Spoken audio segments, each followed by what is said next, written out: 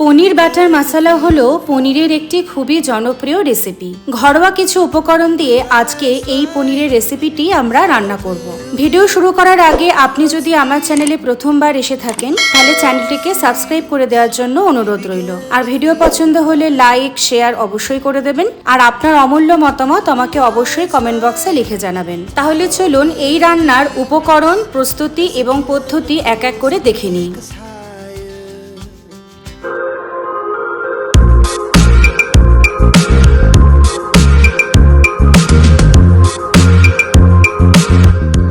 নমস্কার বন্ধুরা, তখন জাংশনে আপনাদের সবাইকে স্বাগত।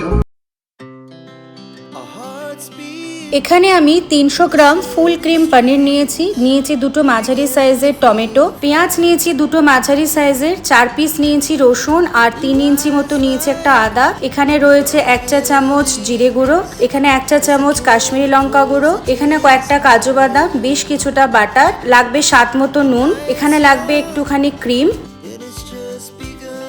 গোটা জিরে আছে 1 চা চামচ, সাদা তেল 2 টেবিল চামচ, চিনি আছে 2 টেবিল চামচ, হাফ চা চামচ হচ্ছে গরম মশলা, আর কিছুটা হচ্ছে কাসুরি মেথি।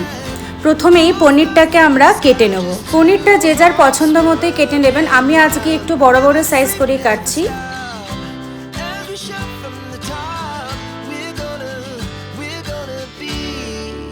নর্মালি আমরা যখন দোকানে খাই তখন কিন্তু ঠিক এই রকম সাইজটাই থাকে। আপনারা চাইলে সেরকমভাবেও কেটে নিতে পারেন, তবে আজকে আমি নিজে রান্না করছি তো একটু বড় সাইজই রাখছি।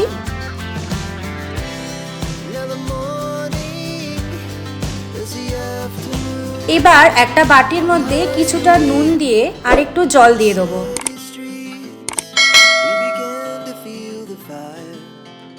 এবার একটা হাতা দিয়ে ভালো করে নুনটা একটু মিশিয়ে নিচ্ছি এবং এর মধ্যে পনিরগুলো আমরা ডুবিয়ে রাখবো। এটা করলে কি হবে, পনিরটা অনেক সফট থাকবে। আমাদের কি হয়, রান্নাটা ঠান্ডা হয়ে গেলে পনিরগুলো একটু শক্ত হয়ে যায়, কিন্তু নুন জলে ডুবিয়ে রাখলে সেটা হবে না। এবার পেঁয়াজগুলোকে কেটে নেব। পেঁয়াজগুলোকে নর্মাল স্লাইস করেই কেটে নেব।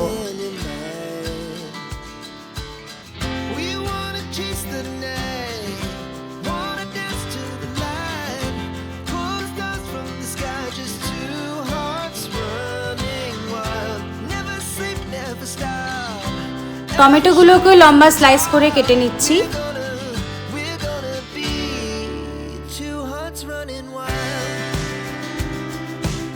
লঙ্কাগুলো মধ্যখান থেকে একটু ছিঁড়ে দিচ্ছি, কারণ রান্নার সময় কাটার একটা সম্ভাবনা থাকে। এবার আদা রসুনটাকে ভালো করে ছাড়িয়ে নেব।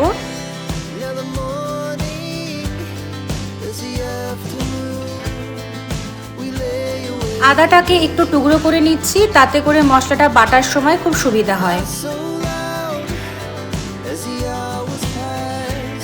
এবার সামান্য একটু জল দিয়ে আদা রসুনটাকে খুব ভালো করে বেটে নেব।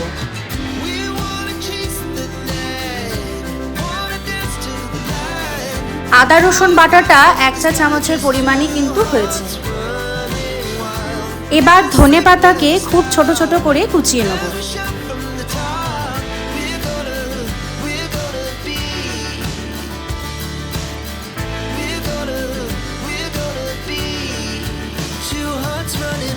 আরও লাগছে বড় 1 বাটি ঠান্ডা দুধ। আমি এখানে ফ্রিজে রাখা ঠান্ডা দুধই ব্যবহার করছি, কারণ গরম দুধ যদি ব্যবহার করি তাহলে কিন্তু রান্নাটাতে দুধটা যখন ব্যবহার করব তখন ফেটে যেতে পারে।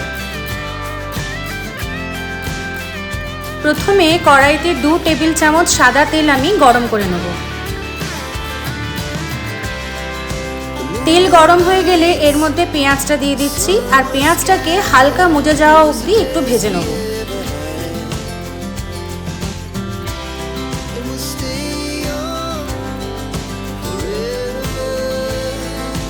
এবার এর মধ্যে দিয়ে দিচ্ছি কাঁচা লঙ্কা। কাঁচা লঙ্কাটা এখনই দিচ্ছি, কারণ একদম তেলের মধ্যে দিলে যতই মধ্যিখান থেকে চিড়ে দিই তাও একটা ফাটার সম্ভাবনা থাকে। এখানে আমি দিয়ে দিচ্ছি টমেটো, আর এর সঙ্গে দিয়ে দেবো সামান্য কিছুটা নুন। এতে করে কি হবে, টমেটো এবং পেঁয়াজ লঙ্কাগুলো ভালো মতো নরম হয়ে যাবে। লঙ্কাটা কিন্তু খুব বেশি ঝাল নেই, মানে পনিরের রান্নাতে ঝাল একটু কম হলেই ভালো লাগে, সেই হিসাবেই দেবেন। এবার আমি এর মধ্যে কাজু বাদামটা দিয়ে দিচ্ছি, আর এই সমস্ত কিছু উপকরণগুলোকে একটু 2 থেকে 3 মিনিট মতো একটু জোর আছে রান্না করে নেবো, যতক্ষণ না একটু নরম হয়ে যাচ্ছে। দেখুন এবার বেশ নরম নরম হয়ে গেছে, এবার গ্যাস বন্ধ করে দেবো আর মশলাটাকে ঠান্ডা করে নেবো। মশলাটা পুরোপুরি ঠান্ডা হয়ে গেছে, এবার মিক্সার জারে দিয়ে প্রথমে এমনি পেস্ট করে নেবো, তারপরে পরিমাণ মতো অল্প অল্প করে জল দিয়ে আমি মশলাটাকে বেটে নেবো।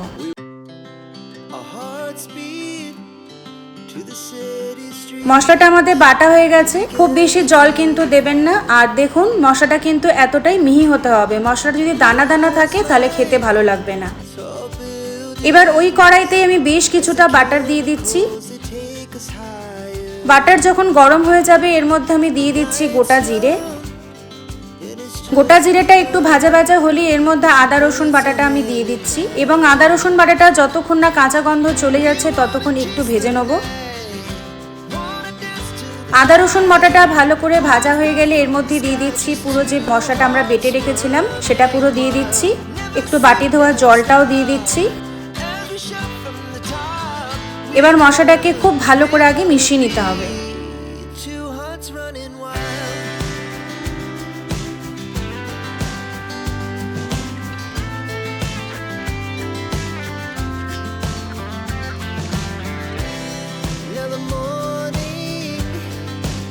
এবার এর মধ্যে দিয়ে দিচ্ছি কাশ্মীরি লঙ্কা গুঁড়ো, জিরে গুঁড়ো এবং গরম মশলা গুঁড়ো এবং সমস্ত মশলাকে খুব ভালো করে মিশিয়ে নেব।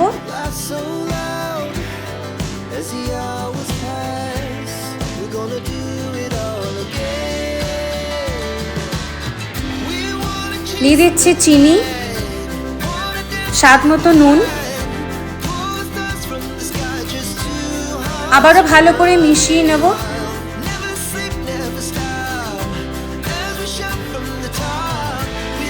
এবার ঢাকা দিয়ে মিডিয়াম আছে 3 থেকে 4 মিনিট মতো মশলাটাকে হতে দিন।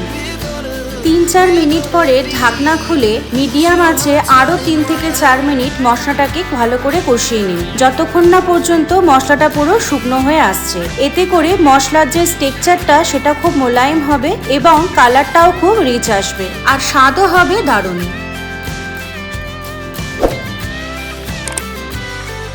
মশলাটা বেশ শুকনো হয়ে এসেছে আর দেখুন সাইড থেকে তেল কিরকম বেরিয়ে এসেছে, তার মানে মশলাটা আমাদের খুব ভালোভাবে কষানো হয়ে গেছে।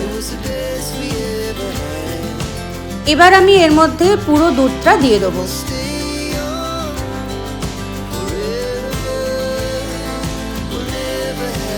এবার দুধের সাথে মশলাটা খুব ভালো করে মিশিয়ে নিতে হবে। মশলা ভালো করে দুধের সাথে মেশানো হয়ে গেলে একটা ফুট আসা অবধি অপেক্ষা করব। দেখুন একটা ফুট এসে গেছে। এইবার এই যে পনিরগুলো আমরা নুন জলে ভিজিয়ে রেখেছিলাম সেগুলির এর মধ্যে দিয়ে দেবো।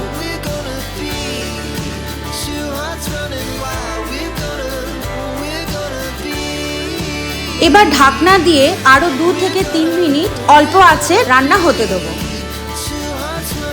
3 মিনিট পর ঢাকনা খুলে ঠিক এই রকম যখন ঘন হয়ে আসবে তখনই গ্যাস বন্ধ করে দেবো, কারণ যখন রান্নাটা একটু ঠান্ডা হবে তখন আরো একটু ঘন হয়ে যাবে। এবার কসুরি মেথি হাতে একটু গুঁড়ো করে নিয়ে ওপর থেকে ছড়িয়ে দেবো এবং ঢাকা দিয়ে 5 মিনিট মতো স্ট্যান্ডিং টাইমে রেখে দেবো।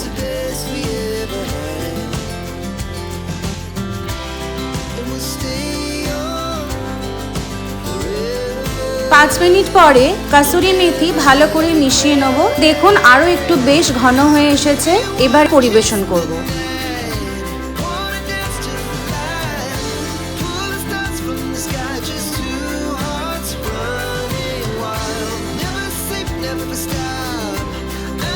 পরিবেশনের আগে ওপর থেকে ক্রিম, ধনেপাতা কুচি আর মাখনের একটা টুকরো দিয়ে গরম গরম রুটি বা পরোটার সাথে পরিবেশন করুন দারুণ স্বাদের পনির বাটার মশলা। আজকের রেসিপি ভালো লাগলে অবশ্যই লাইক, কমেন্ট, শেয়ার করবেন আর আমার চ্যানেলটিকে অবশ্যই সাবস্ক্রাইব করবেন। পরবর্তী রেসিপি নিয়ে আপনাদের সামনে আবার চলে আসবো। সবাই ভালো থাকবেন, ধন্যবাদ।